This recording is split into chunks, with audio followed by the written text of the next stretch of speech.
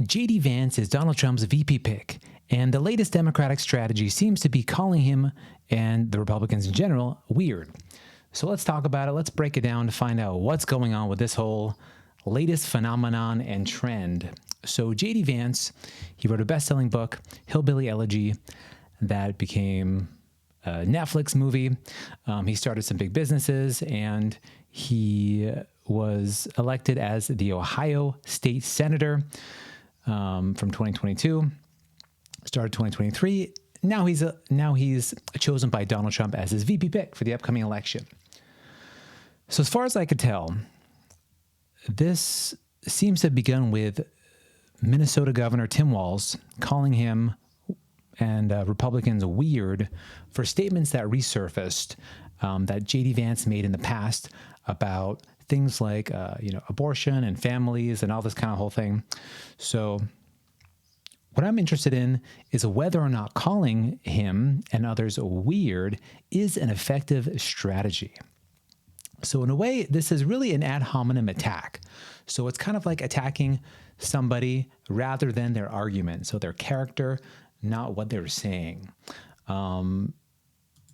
If they're calling the people weird, if they're saying the arguments are weird, if they're saying their policies, their histories are weird, that's another thing. But let's start out with Tim Walz's statement. These are weird people on the other side. They want to take books away. They want to be in your exam room. That's what it comes down to. And don't get sugarcoating this. These are weird ideas. Listen to them speak. Listen to how they talk about things. Listen to how your previous guests were right. Like you said, they've told them that they shouldn't talk about race. They can't help it. It is built into their DNA because there is no plan. There's no healthcare plan. There's no healthcare plan. There's nothing to do on this. They want to take away our alliances. So it seemed to start Russia there to do whatever they want. Look, they are bad on with Tim Walz, and everybody's picking up on that. Now this really snowballed when clips of JD Vance resurfaced, like when he spoke to Tucker Carlson and talked about like cat ladies. So let's take a look at this clip too.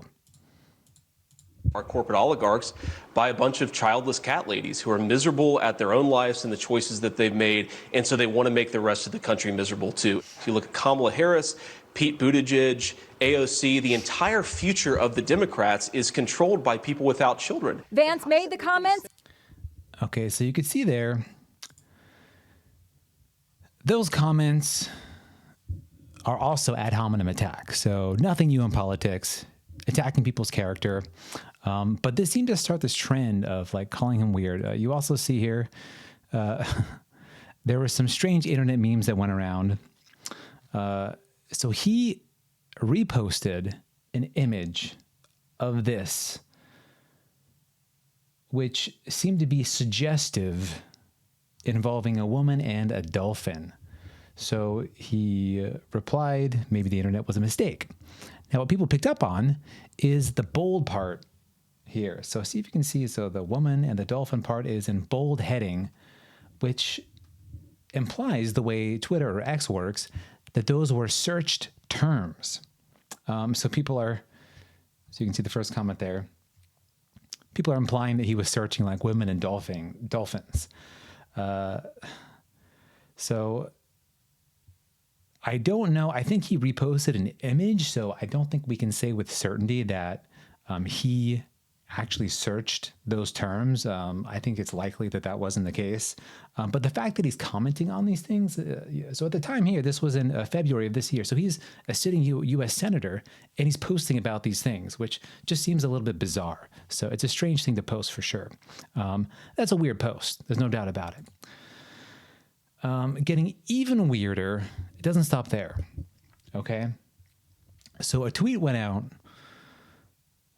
just a couple of weeks ago, a false tweet, basically a Twitter troll, implied that he talked about, sexual activities involving a couch in his book with page numbers cited there, and that seemed to trick some people. It went a little viral. You can see there, almost 2 million views, and many more views, I'm sure, from the reposts and retweets and other stories written about it. So a totally false story, but instigated a mountain of memes after this troll made this declaration here. So JD Vance is having a hard time here with his popularity. Seems to be decided whether or not he's going to really whether he's going to win over voters with his popularity levels. Reuters Ipsos says unfavorability jumps and his favorability jumps as people get to know him more, because people don't really know him that much before being Donald Trump's VP pick. Now people are learning about him and finding out that some like him and some don't like him. How does that compare to the other candidates? So, or other similar politicians. So you can see here, again, this is Reuters Ipsos. Kamala Harris, unfavorable. So politicians today are all unfavorable. So very important to take note of that. All politicians right now are very unfavorable.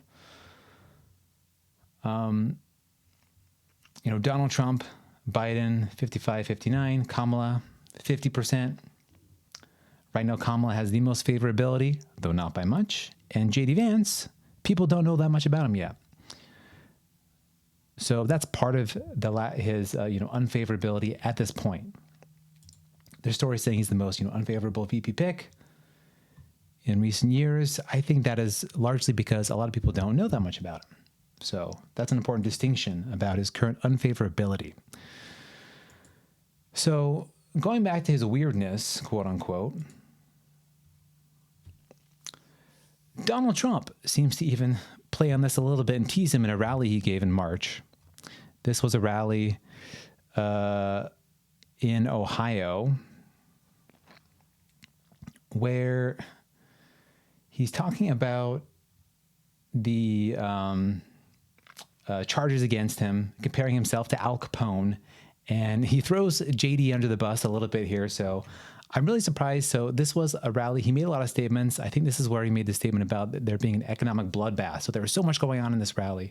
Something slipped through the cracks. So I want to share this with you, what Donald Trump had to say about JD Vance. So let's take a look here. President and leading in the polls. If I weren't running, I wouldn't have any indictments. I got indicted more than Al Capone. Does anybody know who Al Capone is? Alphonse Capone. He would even take a guy like JD and slap him around. He'd take JD, who the hell are you, Senator? Little, I'd slap you around. No, he used to kill people if he didn't like their company at dinner. He'd kill them. He got indicted less than I did. My father's look. Okay, did you catch that? He joked around about Al Capone, slapping around and even killing JD Vance. So infamously, JD Vance, of course, came out in 2016 when Donald Trump first ran for president. JD Vance was heavily against him, spoke out strongly against Donald Trump, and now is the opposite. He's totally in his pocket. And I think that's what Trump's referring to there. So Trump several times talked about JD Vance going back and forth on him, but actually joking that Al Capone would slap around JD Vance and he'd kill people after dinner if he didn't like him. Like that's how he thinks of JD Vance. So it's really incredible that JD Vance is still, has kind of snuggled up so close to Donald Trump as his VP pick now, even after all that, that kind of language against him. So in 2016, JD Vance, so I think this is part of the weirdness, meme of JD Vance as well too. Given that it seems that there is an impression that he's either not sincere about his beliefs about Donald Trump, or he's so, vacuous in his personal moralities that he could just swing whichever way the tide is going. So I think that's part of the weirdness thing about him. So in 2016, he said, he wondered if Trump could be America's Hitler. He said Trump was a moral disaster, reprehensible, akin to cultural heroin. He seemed very concerned about the sexual assault, allegations and, statements that Donald Trump made. The Charlottesville rally where, there was a horrible, racist chants and, there's bad people on both sides that Trump said. So JD Vance came out strongly against that statement. And yet today He's Trump's biggest supporter, biggest fan, biggest proponent, and his VP pick. So I do think it's possible for people to evolve and change their beliefs. And clearly JD Vance is sincerely a conservative and a Donald Trump supporter at this point. But the fact that he could go so quickly, in just a matter of a few years as an adult from, saying such strong things about Donald Trump and then now saying literally nothing remotely bad about him only fuels the flames of the people who would call him weird. Now, a lot of this is messaging from the Kamala Harris campaign. So this seems to be the new thing they're going with. The American people don't respond well to all this, threats about democracy, democracy's at stake, that whole kind of line of reasoning and logic that was being made in the campaign. So now they're going for this. They're just saying it's weird. He's calling people, crazy cat ladies for not having children. That's just a weird thing. So that seems to be their new strategy. So what I'm curious about is your thoughts on this new messaging of JD Vance and Republicans being weird. Do you think it's merely an immature, childish strategy, or do you think there's something to it? Because ad hominem attacks are effective. They work well in many cases, but not always. And this is one where I wonder if it's worth that effort. So let me know your thoughts about JD Vance's weird accusations. Do they resonate with you or not? Or do you think it's a failed losing strategy? So let me know your thoughts, and I'll see you in the next one.